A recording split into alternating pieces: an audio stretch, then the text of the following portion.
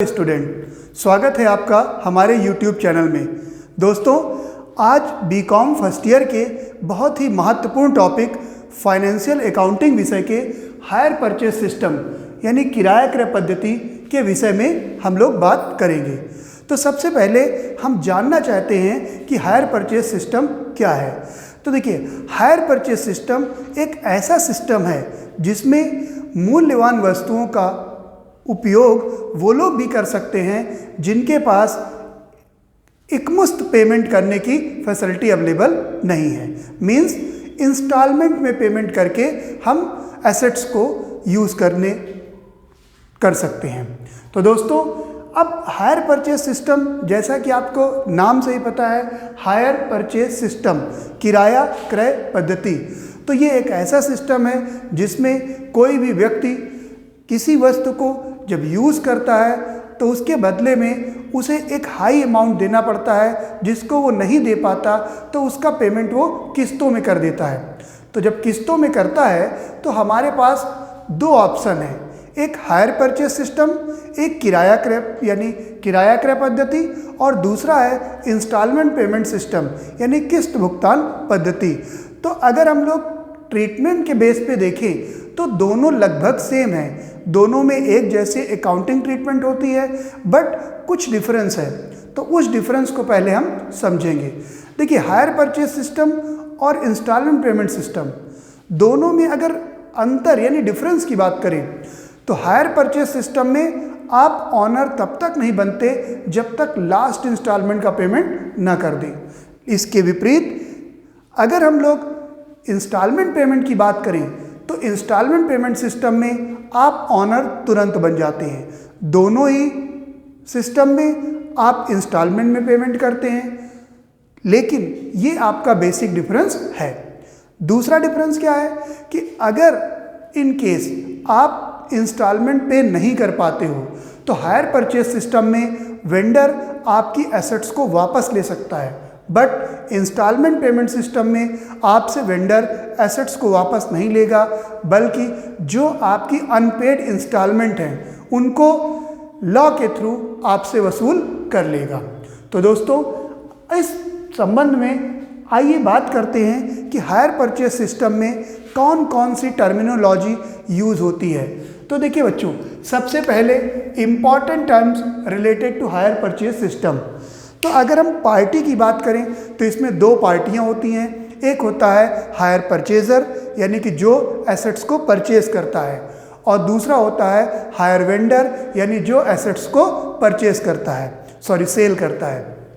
उसके बाद इसकी कुछ और टर्मिनोलॉजी की बात करें हम लोग तो हमें जानना होता है, एक होता है डाउन पेमेंट, सुपुर्दगी पर भुगतान। आपने रियल लाइफ में देखा होगा कि सपोज आपको एक कार खरीदनी है, बाइक खरीदनी है, आपके पास पूरा पैसा इकट्ठा नहीं है तो आप इससे इंस्टॉलमेंट में ले लेते हैं। तो इंस्टॉलमेंट में जब लेते हैं तो पूरे पैसे की इंस्टॉलमेंट ना हो करके पहले कुछ पैसा आपसे एडवांस ले लिया जाता है, उसे कहते हैं डाउन पेमेंट यानी ऑन डिलीवरी पेमेंट। अगर हम उसके नेक्स्ट की बात करें तो टोटल कैश प्राइस। यहाँ टोटल कैश प्राइस का मतलब होता है कि नगद मूल्य, कि वो एसेट्स रियल में है कितने की। ठीक है। उसी के बाद अगर हम बात करें तो नेक्स्ट टर्म है टोटल हायर परचेज प्राइस, यानी कि टोटल हायर परचेज प्राइस का मतलब क्या है, total cash price plus total interest. तो इसमें क्या हो जाएगा, टोटल सीपी यानी cash price plus total interest. उसके बाद अगर हम नेक्स्ट टर्म की बात करें तो इंटरेस्ट यूज होता है।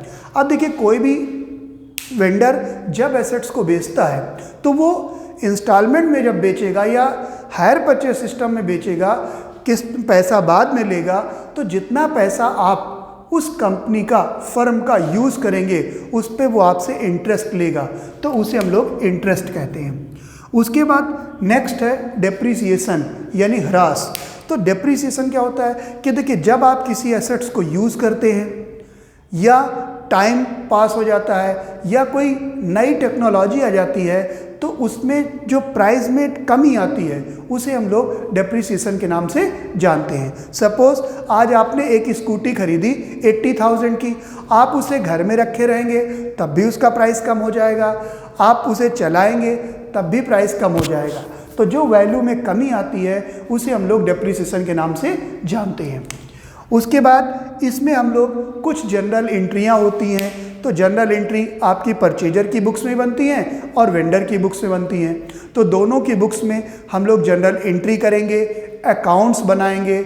उसके साथ हम लोग जानेंगे कि इंटरेस्ट कैलकुलेट करने के मेथड कौन कौन से हैं, यानी किस तरह से हम लोग इंटरेस्ट कैलकुलेट करते हैं, किस तरह से हम लोग डेप्रिसिएशन कैलकुलेट करते हैं। तो आइए दोस्तों इन सारी टर्मिनोलॉजी को एक एग्जाम्पल के थ्रू समझते हैं। तो देखिए, सपोज आपने एक कार खरीदने गए और उस कार का जो टोटल सीपी है, टोटल कैश प्राइस है, वो आपका 5 लाख है। अब जब आप दुकान वाले के पास या फर्म के पास जाओगे तो आपके पास पेमेंट का मेथड क्या है? तो एक तरीका क्या है कि आप पूरा पैसा 5 लाख रुपए दीजिए और कार अपने घर लेके आ जाइए। बट आपके पास 5 लाख रुपए तो है नहीं, तो दूसरा ऑप्शन है कि आप 1,50,000, 2 लाख पूरा पेमेंट कर दीजिए और उसके बाद जो बकाया पैसा है, अनपेड अमाउंट है, उसकी इंस्टॉलमेंट बना लीजिए। तो ये 5 लाख रुपए की आपने कार खरीदने की बात की, तो आपने पेमेंट का तरीका क्या दिया कि 2 लाख रुपए डाउन पेमेंट दे देंगे, डीपी, यानी 2 लाख रुपए हम डाउन पेमेंट कर देंगे। और उसके बाद जो बकाया पैसा है कितना, तो ये 5 लाख था, 2 लाख आपने तुरंत दे दिया, 3 लाख रुपए जो बचा, तो उसकी 1-1 लाख की 3 इक्वल इंस्टॉलमेंट हो गई। तो अगर हम देखें तो इसमें डाउन पेमेंट की बात करें तो देखिए ये 20,000 आपका डाउन पेमेंट हो जाएगा। टोटल सीपी की बात करें तो ये 5 लाख आपका टोटल सीपी हो जाएगा। अगर टोटल हायर परचेज प्राइस करें तो इसका मतलब 5 लाख तो आपका सीपी है, प्लस टोटल इंटरेस्ट जो हम लोग कैलकुलेट करके निकालेंगे और ऐड कर देंगे तो आपका टोटल हायर परचेज प्राइस आया। ठीक है।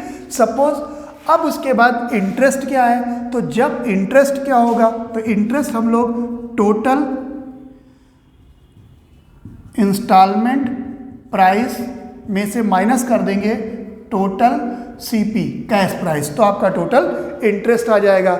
डेप्रिसिएशन में आपको याद रखना है कि डेप्रिसिएशन हमेशा टोटल सीपी पे निकाला जाएगा, टोटल कैश प्राइस। तो कुल नगद मूल्य जो है, मीन्स यहाँ पर 5 लाख है, तो जो डिप्रिसिएशन होगा वो 5 लाख पे निकलेगा। इस पे जनरल एंट्रियों की बात करें तो जनरल एंट्रियाँ हम लोग परचेजर की बुक्स में भी करते हैं और सेलर की बुक्स में भी करते हैं। लेकिन अब हम चाहते हैं कि आप इन टर्मिनोलॉजी को अच्छे से समझें और इसमें अगर कोई भी डाउट है तो आप कमेंट करिए और नेक्स्ट वीडियो में हम आपको बताएंगे कि जनरल एंट्रियां कैसे निकाली जाती हैं। साथ ही साथ आपको बताएंगे कि इंटरेस्ट कैलकुलेट करने का क्या मेथड है और साथ ही डेप्रिसिएशन को कैसे चार्ज करते हैं, किन किन मेथड से चार्ज करते हैं और कौन कौन से नेसेसरी अकाउंट आपकी परचेजर की बुक्स में और सेलर की बुक्स में किए जाते हैं। Thank you.